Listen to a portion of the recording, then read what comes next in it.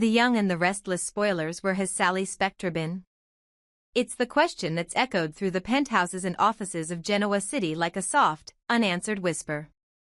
For a woman once at the center of every romantic, professional, and emotional firestorm, Sally had suddenly gone quiet. She hadn't disappeared, exactly. But she'd stepped back. From the drama. From the spotlight. From him. And yes, by him, we mean Adam Newman. The spark that once lit up the Newman Tower like a 1,000-watt flame had flickered into something fainter, less wild, less consuming. Not gone. Not entirely. But buried. Time had passed. Loss had reshaped them. And though fans had hoped, dreamed, maybe even imagined, that the two had gone off together, ran away from the war-torn boardrooms and broken promises, the truth was simpler. More tragic. They hadn't gone anywhere. Just apart. Sally had returned, quietly and unexpectedly, to find herself tangled once more in the complex orbit of Billy Abbott, a man who seemed to specialize in being in love and in chaos at the exact same time. Their connection wasn't quite a fairy tale, more like a slow-burning novel, heavy with pauses, full of pages yet to be written. But it was real. And for better or worse, it was where she'd landed. But loving Billy Abbott was like falling for a firework. Beautiful. Dangerous. And always ready to blow up at the worst moment. Especially when Phyllis Summers was in the mix. Now, Phyllis had been many things over the years: lover, liar, leader, survivor. But one thing she had never been was gentle. And when it came to Sally, history had been far from kind. From day one, they had danced around each other like two cats in a shrinking room, claws always just beneath the surface. Sally wanted to believe the war had grown cold. But Phyllis never let go of grudges. She just stored them like fine wine, for the right occasion. That occasion may have finally arrived. Because right now, Phyllis is fragile. She wouldn't admit it, wouldn't show it, but those close to her know the truth. The recent kidnapping ordeal, being trapped, scared, and helpless with Sharon Newman of all people, shook her more than she'd ever confess. For two women who had always found ways to throw verbal daggers across coffee shop counters, being physically chained together by a madman had forged something unexpected: understanding. And maybe even compassion. Phyllis and Sharon? Not enemies. Not anymore. It's a development so surreal that even Lauren Fenmore, the eternal confidant, is nowhere to be seen. And while Lauren's silence has raised some eyebrows, the real shock is what's unfolding in her absence: a strange new energy between Phyllis, Sharon, and Sally. Yes, Sally Spectra, once the town's pariah, now possibly an ally? It started as concern. Sally, hearing whispers about Sharon's traumatic experience, found herself thinking back to the moments they'd clashed, bruises she'd carried, words that had cut. And yet, she couldn't stop herself from asking, was Sharon okay? Then she asked, was Phyllis? And it wasn't just curiosity. It was empathy. Because Sally knew what it meant to be misunderstood. To be the outsider. To be written off. And if anyone knew how to survive a story written without your permission, it was Sally Spectra. So when she approached Sharon at Crimson Lights with nothing but a quiet, "I'm glad you're safe," something shifted. And when Sharon smiled back and replied, "Me too. You should check on Phyllis. I think she needs someone she doesn't expect," something cracked open. Could Sally be that person? Could they all be that for each other? Meanwhile, Billy Abbott seemed unaware, or maybe just unwilling to acknowledge, that the women in his life were beginning to shift their gravitational pulls.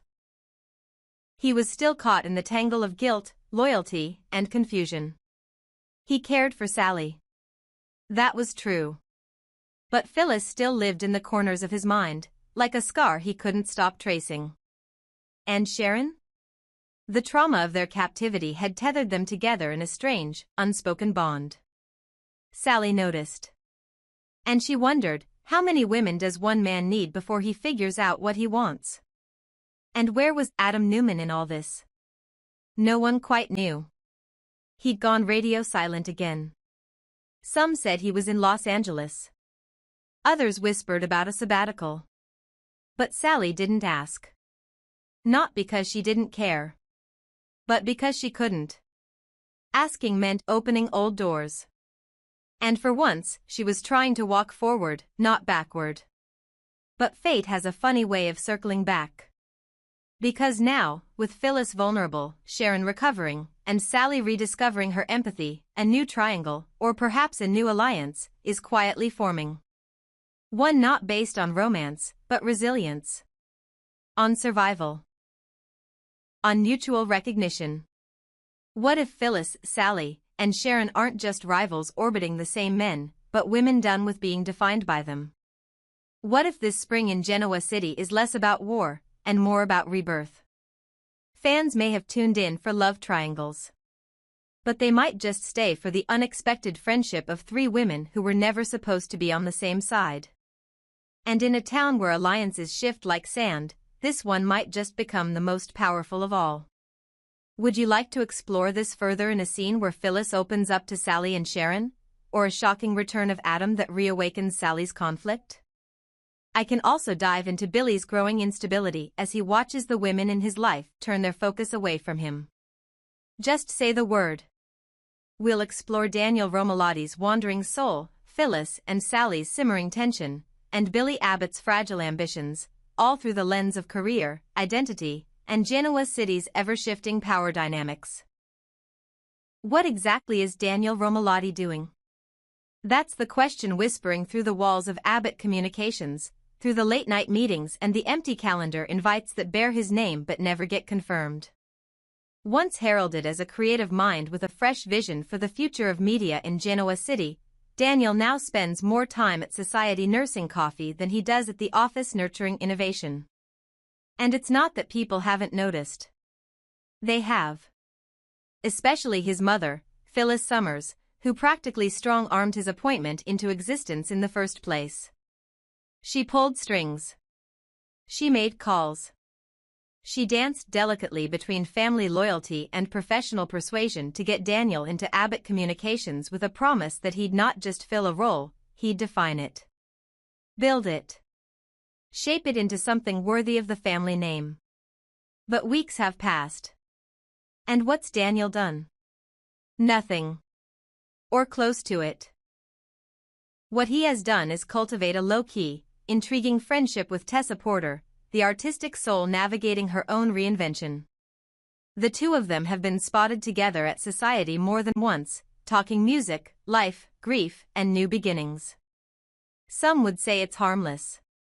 Others might wonder if it's the beginning of something more. Either way, it's not a strategy meeting. It's not progress on a content rollout or a branding initiative. It's Daniel being Daniel. Soul-searching. Drifting. And maybe, just maybe, sabotaging what Phyllis and Billy Abbott fought to build. So what's going on? Does Daniel know, instinctively, perhaps, that Abbott Communications is destined to flounder?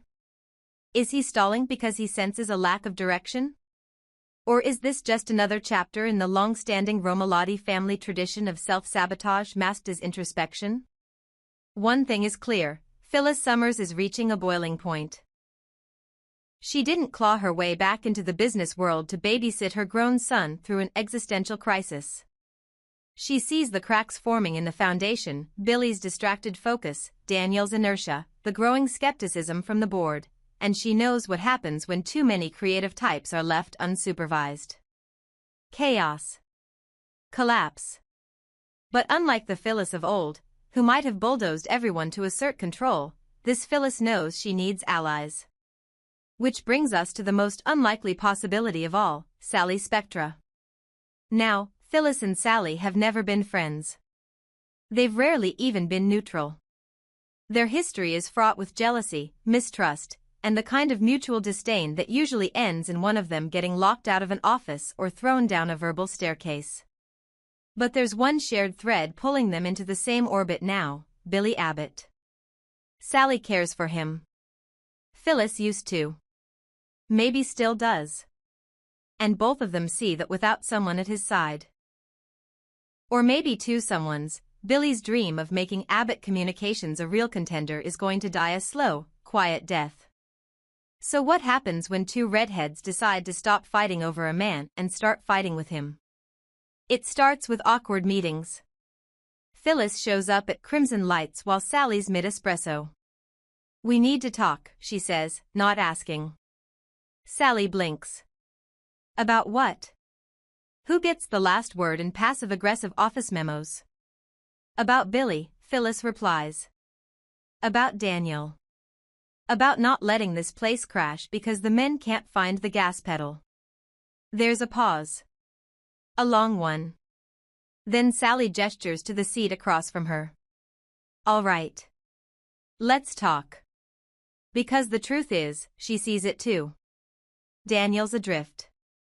Billy's overwhelmed. And Phyllis, love her or hate her, isn't wrong. Something has to change. And what emerges from that unexpected coffee chat is something no one in Genoa City would have dared predict: a strategic truce. Phyllis, the master manipulator turned reformed queen of reinvention. Sally, the scrappy designer turned strategic thinker with a flair for reinvention. Together, they begin to draft a plan, not just to save Daniel from himself or to prop up Billy's business plan, but to transform Abbott Communications into something real. Something viable. Something driven by the very people this town loves to underestimate. Of course, it's not easy. Phyllis still bristles at Sally's every quip. Sally still grinds her teeth every time Phyllis says, "Back in my day." And Daniel? He's not sure how he feels about being the project his mother and his ex's ex are suddenly co-sponsoring. But here's the twist: it starts to work. Phyllis pulls in contacts. Sally rebrands the company's aesthetic. They both put pressure on Billy to either focus or step aside. And slowly, Daniel begins to show up. Not just physically, but mentally. Creatively.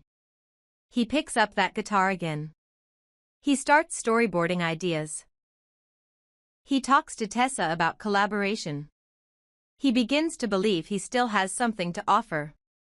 And maybe, just maybe, so does Abbott Communications.